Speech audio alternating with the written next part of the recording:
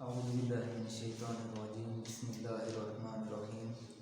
وبہ نستعین وہو خیر الناصرین مومنین، آج ہم آپ کے سامنے شہادت امیر المومنین مولا متقیان امام علی علیہ السلام کی مناسبت سے کچھ عرائض بیان کریں گے۔ امام علیہ السلام کی سیرت کو اگر ہم دیکھیں تو وہ تمام بنی نوع انسان کے لیے ایک اسوہ، نمونہ اور آئیڈیل کی حیثیت رکھتی ہے۔ امام علیہ السلام کی زندگی ہمہ پہلو اور ہمہ جانبہ ہے، یعنی جس پہلو کو بھی ہم دیکھیں وہ سیرت کی حیثیت رکھتا ہے، وہ ایک نمونے اور آئیڈیل کی حیثیت رکھتا ہے۔ امام کے اگر ہم پہلو تقویٰ کو دیکھیں تو وہ بھی نمونے کی حد تک ہے، اگر اطاعت کو دیکھیں تو وہ بھی آئیڈیل کی حد پر ہے، اور اسی طرح اگر امام کے زہد کو دیکھ لیں، کسی بھی صفت کو دیکھ لیں تو وہ اسوہ اور نمونہ کی حد تک ہے۔ اس لیے آج ہم آپ کے سامنے یہ بیان کریں گے کہ کوئی بھی شخص چاہے وہ جس بھی شعبۂ زندگی سے تعلق رکھتا ہے، اگر وہ اطاعت الہی کرنا چاہتا ہے، اپنی زندگی دین الہی کے مطابق گزارنا چاہتا ہے، تو اس کے لیے بہترین نمونہ امام علیہ السلام کی زندگی ہے۔ لہذا ہمیں چاہیے کہ مولا علیہ السلام کی سیرت کو اپنا اسوہ بنا لیں، کیونکہ انہوں نے اپنی زندگی کو اسی رستے میں گامزن رکھا ہے، اسی رستے میں فنا کیا ہے۔ ایک چھوٹا سا واقعہ امام علیہ السلام کے زہد کا بیان کرنا چاہتے ہیں کہ ایک دفعہ امام علیہ السلام ایک باغ میں کام کر رہے تھے، اور دوپہر کو جب کھانے کا وقت ہوا تو ایک شخص آ گیا کھانے کے وقت پر، تو امام علیہ السلام نے کیونکہ کھانے کا وقت ہو گیا تو امام علیہ السلام نے اسے بھی اپنے ساتھ کھانے میں شریک ہونے کے لیے دعوت دی۔ تو وہ جب آ کے بیٹھا تو اس نے دیکھا کہ کھانے میں کیا ہے، ایک جو بھی خشک روٹی اور ساتھ میں چند کھجوریں خرمے۔ تو وہی دیکھ کر کہتا ہے کہ مولا، آپ یہ کھانا تناول فرما رہے ہیں اور آپ کے بیٹے امام حسن علیہ السلام کا دسترخوان تو دنیا میں مشہور ہے۔ امام علیہ السلام کا دسترخوان میں تو دنیا کی اتنی نعمتیں ہوتی ہیں، رنگا رنگ دسترخوان ہوتا ہے، ماشاءاللہ اچھے کھانے ہوتے ہیں، لیکن آپ یہ والا کھانا کیوں کھا رہے ہیں؟ تو امام علیہ السلام نے اس وقت مسکرا کر یہ جملہ کہا کہ وہ جو دسترخوان تم دیکھ آئے ہو وہ ہم اہل بیت کی سخاوت ہے، وہ سخاوت اہل بیت ہے اور یہ زہد اہل بیت ہے۔ ہم لوگوں کے لیے یہی سخاوت کرتے ہیں، جبکہ اپنے لیے اس طرح سے زہد سے کام لیتے ہیں۔ اسی طرح سے بنو امیہ کے حکمرانوں میں سے ایک حکمران، مشہور حکمران عمر بن عبدالعزیز، جو کہ باقی اپنے بنو امیہ کے حکمرانوں کی روش سے ذرا ہٹ کے چلتا تھا، اور اس نے جو کارنامے انجام دیے ان میں سے یہ تھے کہ اس نے اہل بیت کے خلاف جو دشنام وغیرہ ہوتی تھی، جو مثلا غلط ماحول تھا، اس نے اس ماحول کو ختم کرنے میں کافی کردار ادا کیا۔ یہ بادشاہ، یہ حکمران ایک دن اپنے دربار میں بیٹھا تھا تو درباری آئے اور باری باری ایک ایک شخصیت کا نام لے کر اس کا زہد بیان کرنے لگے کہ مثلا فلاں شخصیت ہے وہ زہد کی، اس کے یہ واقعات ہیں، اس کی یہ واقعات ہیں، اس کی یہ واقعات۔ ہر کوئی جو درباری تھا اس نے ایک ایک شخصیت کے زہد کے واقعات بیان کی، پھر بعد میں مقایسہ کرنے لگ پڑے کہ یہ زیادہ زہد والی شخصیت ہے، یہ زیادہ زہد والی شخصیت ہے۔ جب یہ ماحول بن گیا تو اس وقت عمر بن عبدالعزیز ان کی طرف متوجہ ہوا اور ان سے کہنے لگا کہ تمہیں معلوم ہے کہ زہد کسے کہتے ہیں، زہد والی شخصیت کسے کہتے ہیں؟ تو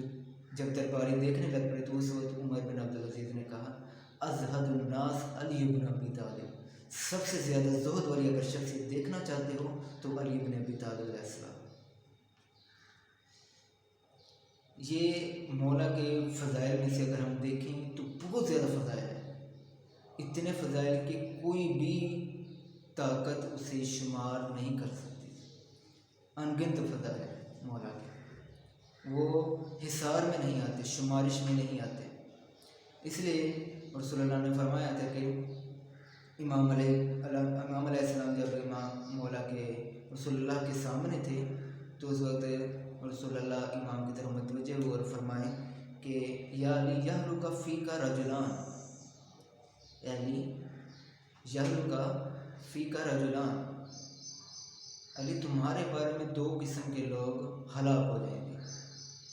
वो बर्बाद हो जाएंगे। कौन से? पहली किस्म बताई मुहिब्बुन मुफ़रिदुन,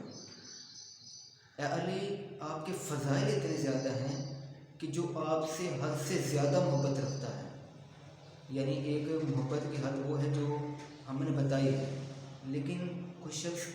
इस हद से ज़्यादा मोहब्बत करने लग पड़ता है क्योंकि आपके फ़ज़ाइल इतने हैं, ज़्यादा मोहब्बत करता है तो फिर ये हुलूक तक पहुँच जाएगा, ये मुहिब्ब मुफ़रिद बन जाएगा। तो ये क्या है? हलाक है। और दूसरी किस्म जो रसूलुल्लाह ने फरमाई वो क्या है? मुबग़िज़ुन मुफ़रिद, कि जो आपसे हद से ज़्यादा बुग़्ज़ रखता है, अदावत रखता है, दुश्मनी रखता है, वो भी हलाक हो जाएगा। और यही वजह है कि इमाम अलैहिस्सलाम से जो दुश्मनी रखते थे, उन्होंने उन खवारिज ने काबा में जमा होकर मौलूद काबा को शहीद करने की साजिश शुरू की। ये खवारिज में से 3 अफराद मक्का में आए और खाना काबा के पास खड़े होकर उन्होंने अहद किया कि ये जो 3 शख्सियत, उसने उनके नाम भी लिया कि इमाम अली अलैहिस्सलाम, अमीर शाम मुआविया और अमर यास, इन्होंने ये अहद किया कि हम तीनों, ये 3 खवारिज, एक अब्दुर्रहमान इब्न मुलजिम और एक बर्क बिन अब्दुल्ला तमीमी और तीसरा था आमिर बिन बुकैर। ये 3 खारिजी मक्का में जमा हुए हैं खाना काबा के पास,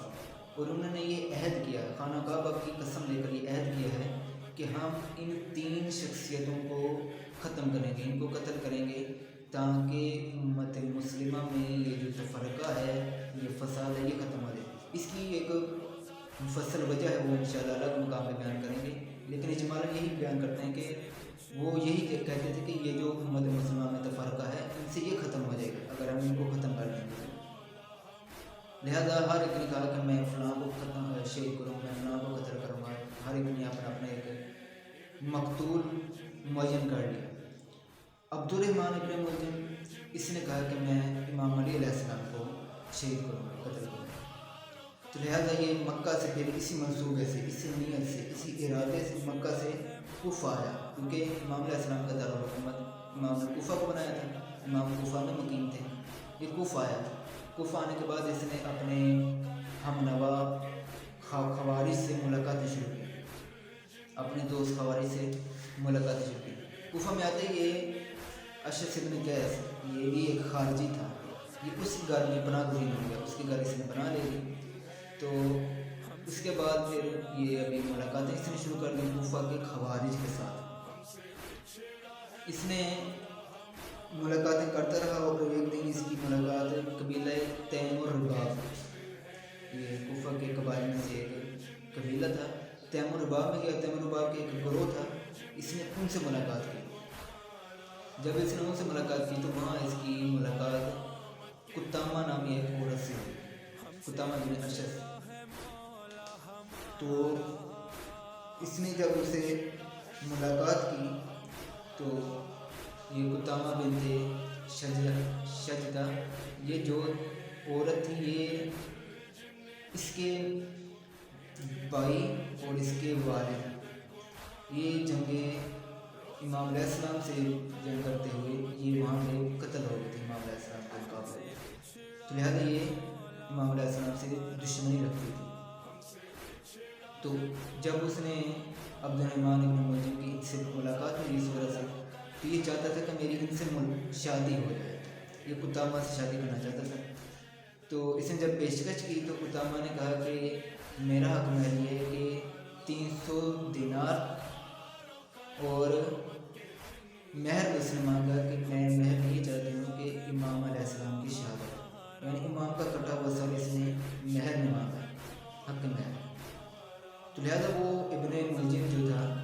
वो तो पहले से इसी मकसद से आया, उसने बताया कि मैं इत्तफाकन कूफा इसी मकसद से आया। तो उसे फिर कुत्तामा पर ज़्यादा इत्मीनान हो गया, उसने कहा कि ठीक है तुम ये फिर मेरे लिए یہ کام کرو گے۔ تو وقت گزرتا گیا تو آخرکار اس نے اسی دن سے اپنی تلوار کو زہر میں ڈبو دیا، کیونکہ عربوں کے ہاں یہ رواج تھا کہ جب یہ جنگ پہ جاتے تھے تو اپنی تلوار کی جو دھار ہوتی تھی، جو اس کا سرا ہوتا ہے جس سے یہ کاٹتے تھے، اس دھار پر کسی کپڑے سے یا کسی چیز سے زہر لگا دے اس دھار پر سے، تاکہ ہم جیسے ہی وار کریں تو ہمارا جو آگے مد مقابل ہے وہاں پر ختم ہو جائے، وہاں پر ہی مر جائے۔ یہ زہر لگاتے تھے، اس کی یہ عربوں کا یہ ہوا ہے۔ تو ابن ملجم نے پوری کی پوری تلوار ہی زہر میں ڈبو دی اور اس نے کئی دن ڈبوئے رکھی، اور اتنا اس تلوار پہ زہر لگ چکا تھا کہ جب امام علیہ السلام کو ضربت لگی اور امام کو گھر لایا گیا، حکیم آیا، اور حکیم جو کہ محبت رکھتا تھا اہل بیت سے، اس نے امام حسن علیہ السلام سے بیان کیا کہ مولا، امام کے سر میں اتنا زہر چلا گیا ہے کہ اگر پورے کوفہ میں بھی یہ زہر تقسیم کر دیا جائے پورا کوفہ ختم ہو جائے، اتنا زیادہ زہر لگا ہوا۔ آپ اندازہ لگائیں کیونکہ جب جنگ پہ زہر لگا دی، وہ جنگ سے تھوڑی دیر پہلے صرف دھار پہ لگاتے تھے، اس شخص نے کئی دن زہر میں پوری تلوار کو ڈبوئے رکھا۔ تو وہ طبیب کہتا ہے کہ امام حسن سے کہتا ہے کہ مولا، یہ زہر اتنا زیادہ تھا، یہ تو حیدر کرار کی طاقت ہے کہ جو 2 دن اس زہر کے باوجود رکھتے رہے۔ لہذا ہمیں ان ایام میں، یہ شہادت کے جو ایام ہیں، ان میں چاہیے کہ سیرت اہل بیت کا مطالعہ کریں، جس امام کی ولادت و شہادت ہو ان کی سیرت کو پڑھیں، تاکہ ان کی اس دن پر جو ان کی سالگرہ دن خاص ہے، ان کو اگر ہم کوئی اپنا نذرانہ عقیدت پیش کرنا چاہیں تو نذرانہ عقیدت یہی ہے کہ ہم ان کی سیرت پر عمل کریں، کیونکہ ائمہ کی شہادت اسی لیے ہوئی ہے کیونکہ وہ اس سیرت کو زندہ کرنا چاہتے تھے۔ اگر ہم نے ان کے اس مقصد کو آگے لے کے بڑھے، جس طرح کہ بی بی زینب السلام علیہ نے کربلا کے شہداء کے مقصد کو آگے بڑھایا، اگر اسی طرح ہم اپنے ائمہ کے مقصد کو آگے بڑھانے لگ پڑے تو یقیناً ہم سے ائمہ راضی و خوش ہوں گے اور ہماری شفاعت کریں گے انشاءاللہ۔ والسلام علیکم ورحمۃ اللہ وبرکاتہ۔